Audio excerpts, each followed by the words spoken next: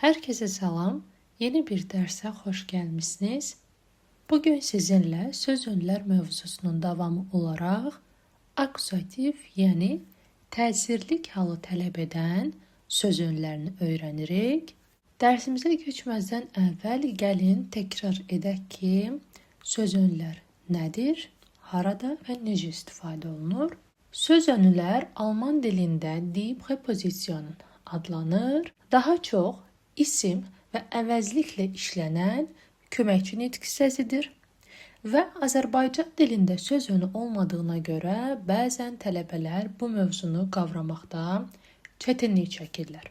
Ancaq söz önlər tərcümə zamanı Azərbaycan dilindəki qoşmalara və bəzən də hal şəkilçilərinə uyğun gəlir. Biz bilirik ki, Alman dilində 4 hal var: adlıq hal, yiyəlik hal, yönlük hal və təsirlik hal. Azərbaycan dilindən fərqli olaraq 4 hal ki, Azərbaycan dilində də yerdə 2 hal qalır: yerlik və çıxışlıq. Həmən bu söz önlərdən bəzilər ola bilir ki, tərcümə zamanı yerlik və çıxışlıq hal şəkilçilərinə uyğun gəlsin və qeyd etdiyimiz kimi Azərbaycan dilindəki qoşmalara. Deməli, söz önlər adından da məlum olduğu kimi aid olduğu isimdir və yaxud da əvəzlik onun qarşısında gəlir və onun, misal üçün, akuzativ halı tələb edən söz öndürsə, özündən sonra gələn halın təsirlik halda olmasını tələb edir və yaxud yərlik halı tələb edən söz önlərdirsə, özündən sonra gələn sözün nədir? Yərlik halda olmasını tələb edir və yaxud da yönlük hal tələb edən söz önlər. Özündən sonra gələn sözün yönlük halda olmasını tələb edir. Və buna görə də mütləq şəkildə isimlərin və sifətlərin hallanmasını yaxşı bir şəkildə bilmək lazımdır. Bura əlbəttə ki, əvəzliklər də daxildir.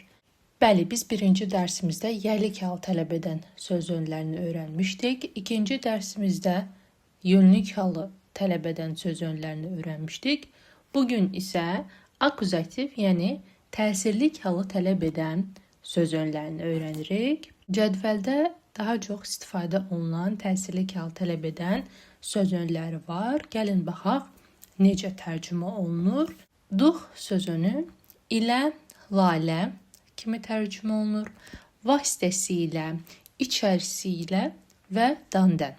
Für, üçün, uğrunda, ötrü kimi tərcümə olunur. Gegen,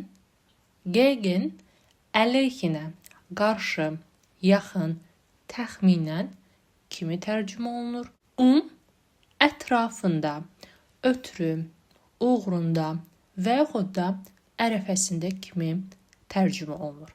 Biz qədər kimi tərcümə olunur. Ohne, siz, süz kimi tərcümə olunur. Entlang, boyunca, uzun tərcümə olunur. Vida, əleyhinə kimi tərcümə olunur. Bu söz önlərinin hər birini yaxşı olar ki, cümlə daxilində öyrənib mənimsəyəsiniz və əlbəttə ən yaxşı yolu isə bunlara aid çalışmalar işləməkdir. Gəlin indi nümunələr üzərindən baxaq. Məsələn, biz Azərbaycan dilində deyirik ki, biz meşə ilə gedirik və yaxud meşənin içərisi ilə gedirik. Bu cümləni Alman dilində demək istəyiriksə, əlbəttə ki, nəqli söz sırasını bilməliyik. Daha sonra hər sözün qarşılığını bilməliyik. Biz bilirik ki, Alman dilində düzgün söz sıralı cümlədirsə, mübtada birinci yerdə gəlir, xəbər ikinci yerdə gəlir və daha sonra isə ikinci dərəcəli üzvlər gəlir. Biz də bu cümlənin düzgün söz sıralı cümlə şəklində desək, sözlərin də qarşılığına baxaq.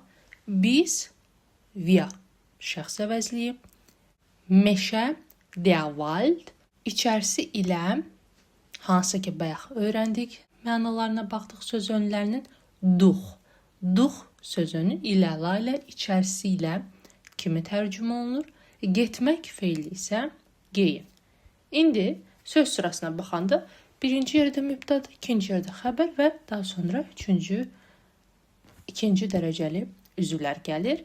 İndi deyirik ki, biz gedirik, wir gehen, meşə ilə, durch den Wald.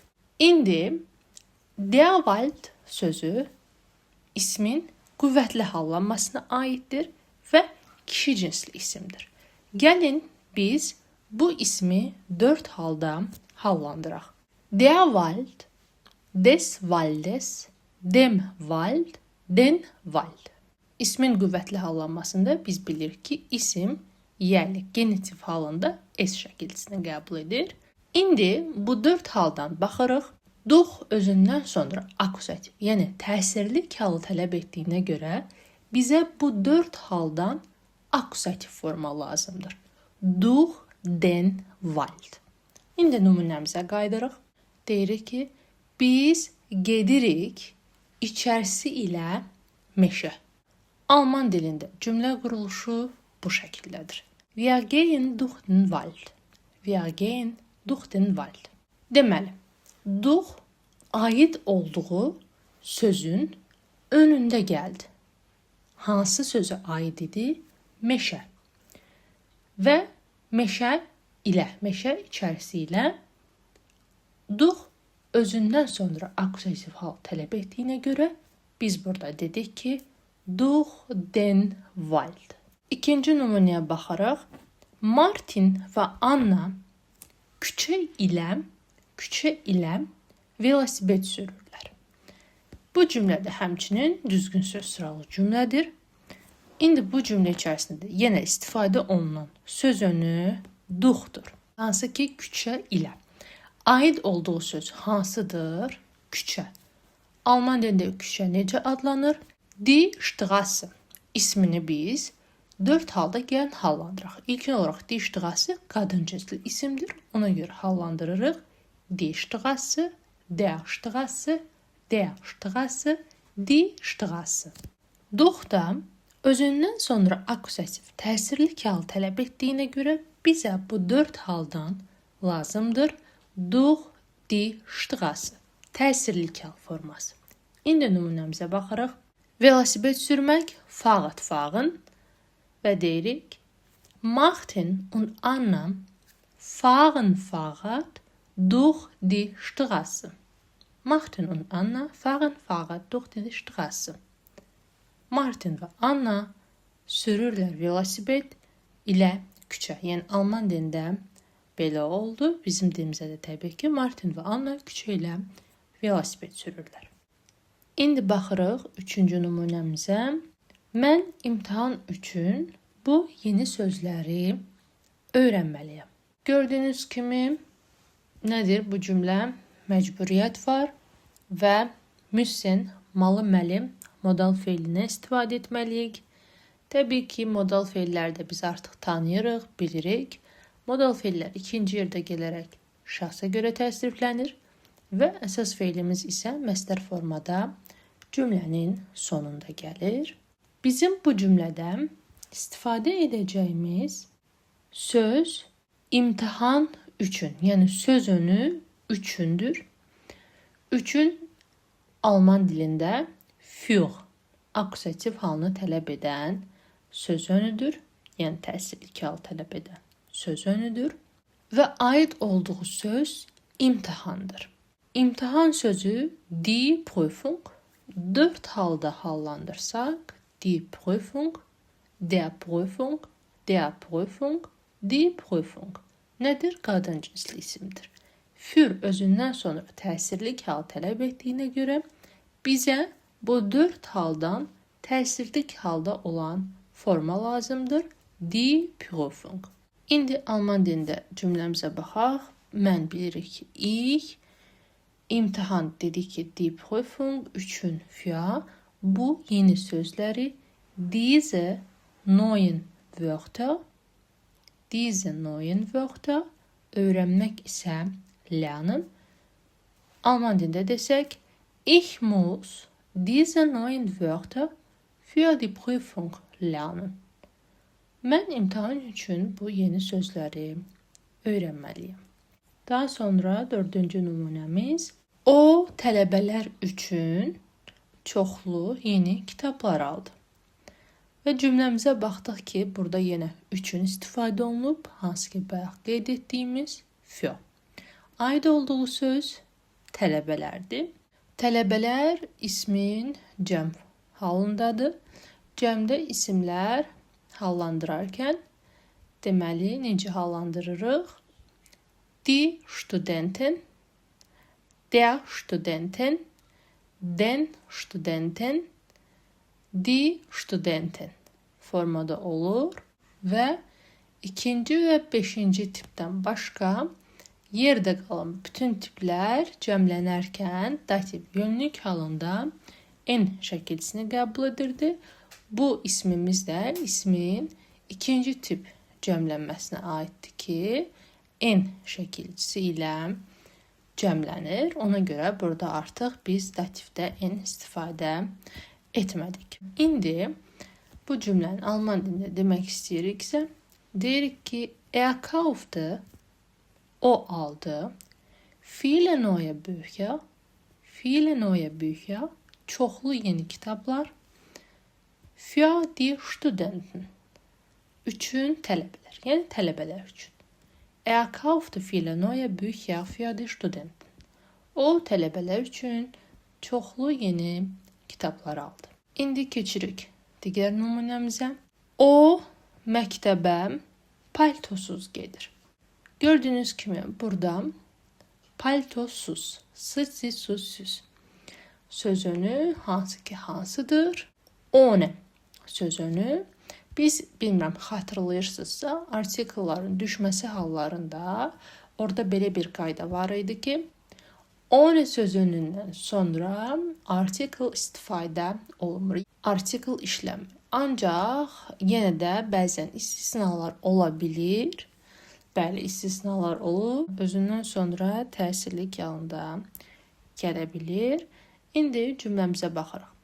O gedir paltosuz məktəbə. Deməliyik, sie geht ohne Mantel in die Schule.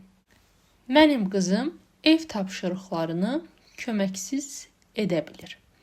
Yenə cümləyə baxdıq. Köməksiz. Aid olduğu söz köməkdir. Siz. Ohne.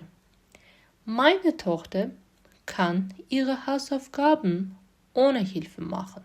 Mənim qızım edə bilir. Burada hansı ki können modal feilindən istifadə olunub, bacarmaq, bilmək. Ev tapşırığı etmək isə Hausaufgaben machen feilidir. Kömək, Hilfe, köməksiz oldu, ohne Hilfe.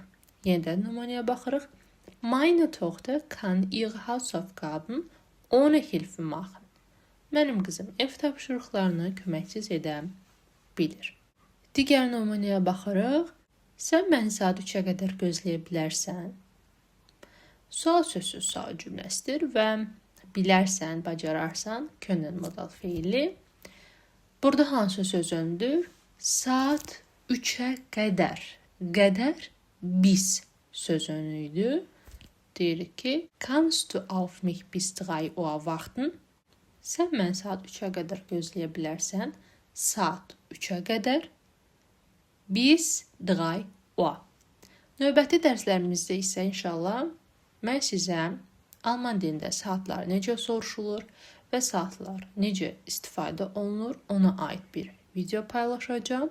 Ancaq burada yenə də gördüyünüz kimi qədər, bis, yəni akusativ təsirli halı tələb edən söz önündən istifadə olundu. Daha sonra Martin və Tom saat 5-də görüşəcəklər. Yenə saat 5-də söz önündən istifadə olunub. Bu da özündən sonra akusativ hal tələb edir, amma gördüyünüz kimi hər iki nümunədə saat istifadə olunub. Martin und Tom treffen sich 5 Uhr. Martin və Tom saat 5-də görüşəcəklər. Yəni aid olduğu saat da olsa, rəqəm də olsa, gördüyünüz kimi onun qarşısında gəldi. Ən sonuncu nümunəmiz isə siz bu fikrin əleyhinəsiniz. Əleyhinə gegen. aid olduğu söz hansıdır? Bu fikrin. Artıq burada işarə əvəzliyi ilə işlənən isim var. İndi bu fikir dieser Gedanke. Bu ismimiz isə ismin xüsusi hallanmasına aiddir. Xüsusi hallanmada necə idi? Deməli, qüvvətli və zəif hallanmanı özündə birləşdirirdi. Belə ki, genitivdə ens, dativ və akusativdə en şəkilcisini qəbul edirdi. Gəlin hallandıraq. Dieser Gedanke, dieses Gedankens, diesem Gedanken, diesen Gedanken. İndi əleyhinə, gegen sözünümüz özündən sonra akusativ təsirlik halı tələb etdiyinə görə bizə bu 4 haldan akusativ forma olan lazımdır. Yəni diesen Gedanken. İndi sual sözsüz sual cümləsidir. Siz bu fikrin əleyhinəsiniz. Sind Sie gegen diesen Gedanken? Sind Sie gegen diesen Gedanken? İndi bizim kiçik bir qeydimiz var. Belə ki, entlang boyunca olan sözünü qeyd etdik ki, akusativ təsirlik halını tələb edən sözünüdür və hansı ki, yiyəlik halını tələb edən söz önlərinin də öyrənəndə orada entlang boyunca qeyd etmişdik. Bəs necə olur ki, həm genitiv halında, həm də akusativ halında işlənir? Baxın, istisna bu söz önüdür ki, əgər akusativ təsirlik halında işlənərsə, bu zaman aid olduğu sözün önündə deyil, həmən sözdən sonra gəlir. Məsələn, biz çay boyunca gedirik. Elə wir gehen den Fluss entlang. Biz gedirik çay boyunca. Burada artıq entlang aiddir den Fluss'a. Yəni çay boyunca aid olduğu söz çaydır. Ona görə də akuzativ halında işləndiyinə görə burada entlang den Fluss isimdən sonra gəldi. Yox, əgər entlang genitiv formada istifadə olunarsa, bu zaman özündən əvvəl gəlir. Yəni aid olduğu sözün önündə gəlir. Deyirik ki, entlang des Flusses stehen Bäume. Çay boyunca ağaçlar var. Hansı ki, burada artıq entlang genitiv halında istifadə olundu. Ancaq bundan əvvəlki nümunədə den Fluss entlang akusativ təsirlik halda oldu. Elə biz isimlərin hallarına da görə bilərik. Des Flusses, den Fluss. Belə. Əgər sizin üçün hər hansı bir qaranlıq qalan məqam olsa, şərh bölməsində qeyd edə bilərsiniz. Ümidvaram ki, sizlər üçün faydalı oldu. Bugünlük bu qədər. Hər kəsə təşəkkür edirəm. Növbəti videoda görüşənədək hələlik.